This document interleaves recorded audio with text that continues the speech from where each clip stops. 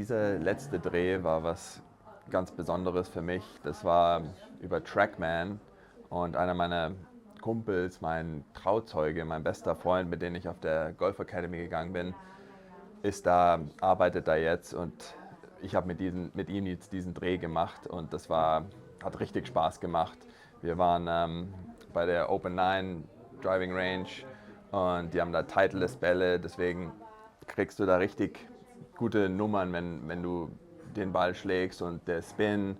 Und ich hatte mit ihm, wie gesagt, das mit Trackman sollte mal jeder eigentlich probieren, weil man weiß dann, man kriegt dann diese Hightech-Zahlen im Golfspiel, was ganz Besonderes ist. Und wenn man richtig ernst ist mit seinem Spiel, bringt es auf alle Fälle was. Und ja, ich hoffe, es macht euch so viel Spaß, wie es mir jetzt Spaß gemacht hat, mit einer meiner besten Kumpels, Tim, zusammenzuarbeiten. Und ja, genießt es, den Trackman-Dreh.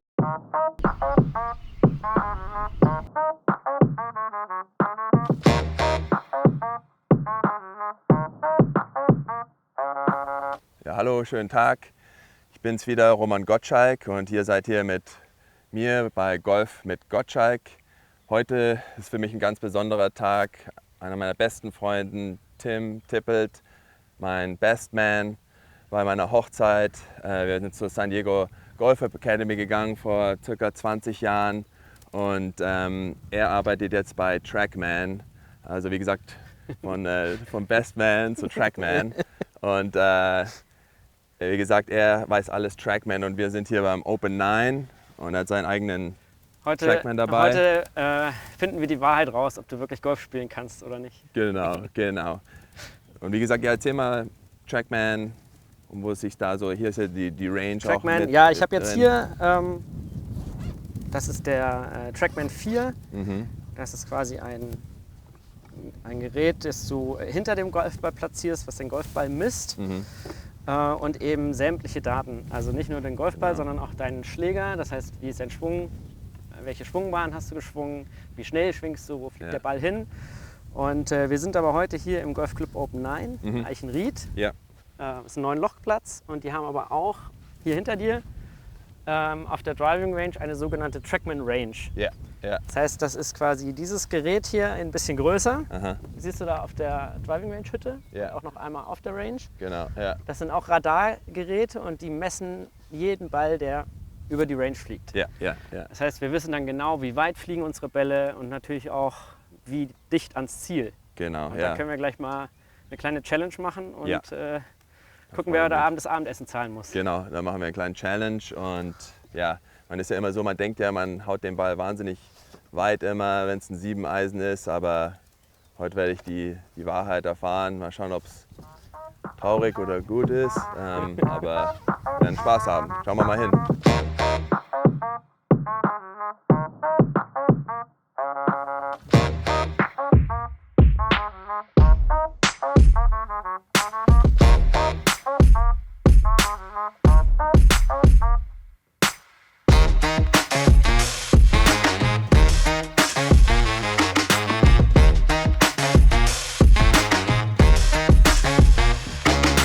So, jetzt sind wir hier bei einer Bay hier, bei Open 9, Trackman Range hier, ist alles da. Jetzt sind wir gerade angekommen, jawohl. Ja, und Wir haben ein bisschen mehr aufgebaut, als hier sonst genau. steht. Also den Touchscreen hast du immer hier. Aha.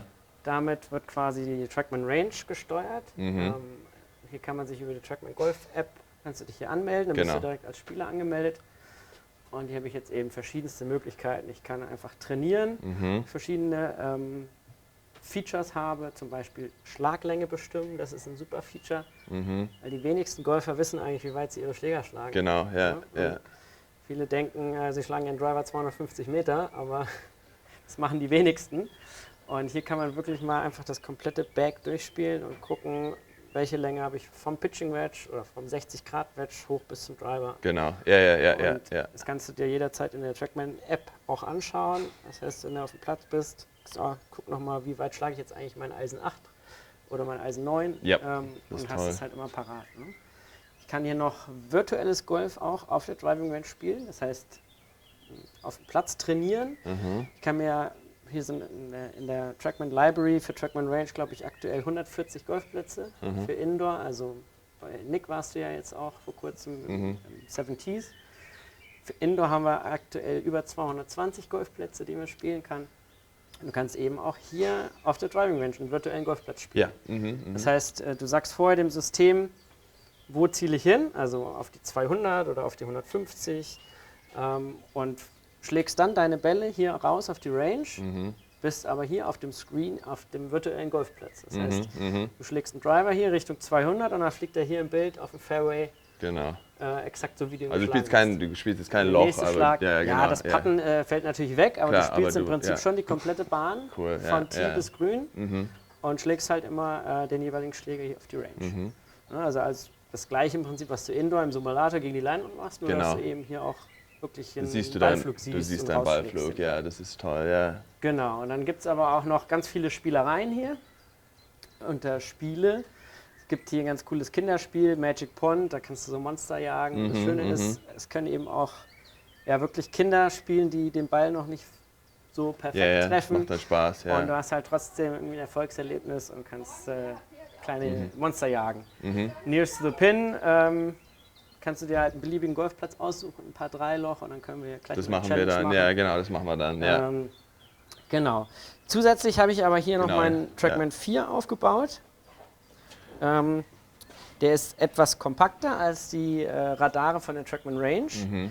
Dadurch, dass er aber genau hinter der Ballposition steht, misst er eben nicht nur den Ball und verfolgt ihn bis, je nachdem wie weit du schlägst, sondern er misst eben auch Schlägerdaten.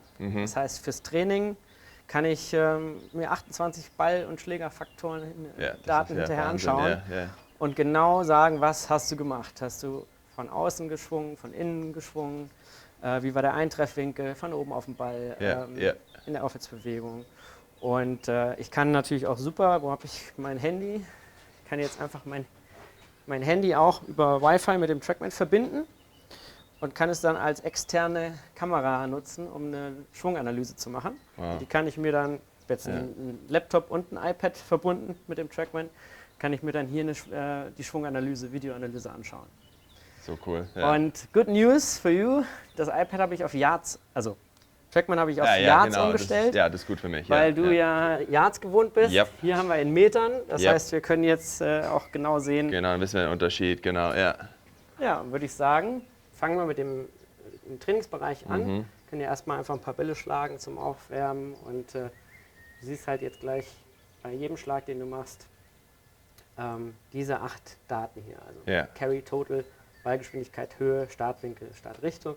Also im Prinzip die Balldaten. Dadurch, dass der Trackman Range eben ein bisschen höher über der Range platziert ist, misst er zwar sehr genau den Ball und was der Ball macht, aber er weiß natürlich nicht, was im Treffmoment passiert. Deswegen haben wir hier noch den Trackman 4 stehen. Der misst im Prinzip auch noch alle anderen Werte.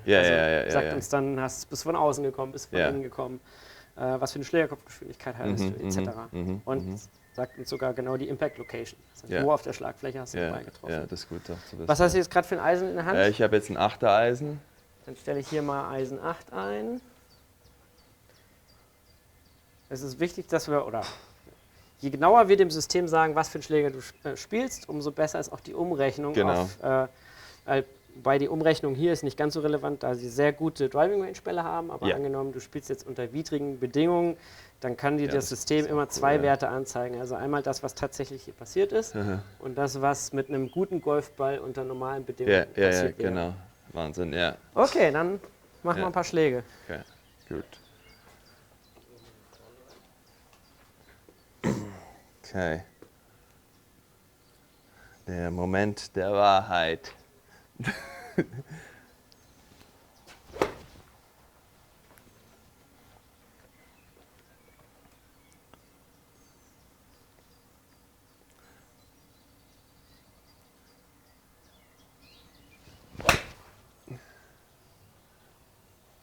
Gut, ein bisschen outside in, aber gut, sehr solide getroffen hat er sich angefühlt.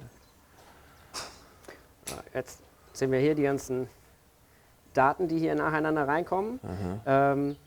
Also das ist wie gesagt in Yards. Ne? Wenn wir jetzt Carry hier immer zwei Werte übereinander, also einmal der aktuelle Wert und dann der normalisierte Wert. Wir haben ja deine Spinrate.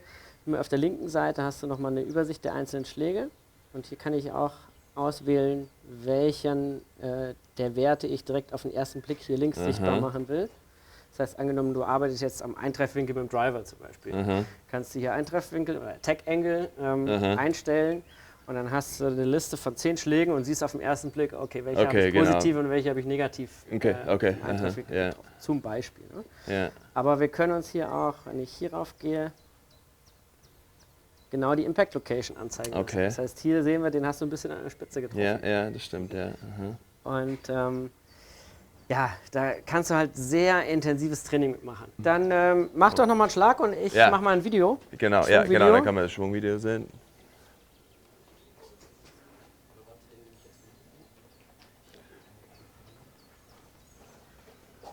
Gut, Kamera ist verbunden. Ja. Genau, dann machen wir eine Challenge und dann.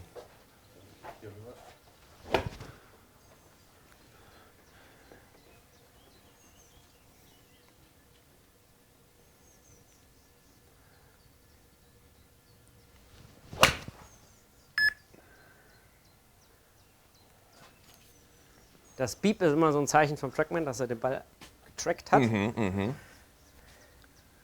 Und ich habe jetzt mein ganz normales iPhone hier verbunden. Das können wir jetzt hier als Kamera nutzen. Das heißt, ich muss jetzt hier auf dieses Kamerasymbol. Und dann sehe ich hier deinen Schwung in Zeitlupe. Da ist natürlich wichtig, dass ich mir genau dahinter stehe, weil wenn ich leicht versetzt filme, dann sieht es natürlich immer so aus, als würde es von innen oder von außen kommen. Klar, genau. Du warst jetzt ein bisschen mehr auf der Seite. Aber ich kann jetzt hier eben auch in Zeitlupe das Ganze abspielen. Also kann genau in die Position gehen, in die ich gehen will. Holst hier schön flach aus. Ne? Kleine Schleife hast du da oben. Genau, ich komme ein bisschen von innen, aber ja. Und jetzt musst du irgendwie noch schnell den Schläger rumkriegen. Ja, den habe ich dann am Ende noch letzte Sekunde. Ja, hatte ich ein bisschen Drawdown am Ende, ja. Geschlossene Schlagfläche und dann kommt er zurück. Ne? Aber wir wollen jetzt nicht zu sehr ins Golftraining gehen, dafür gibt es andere Blogger, die das besser können.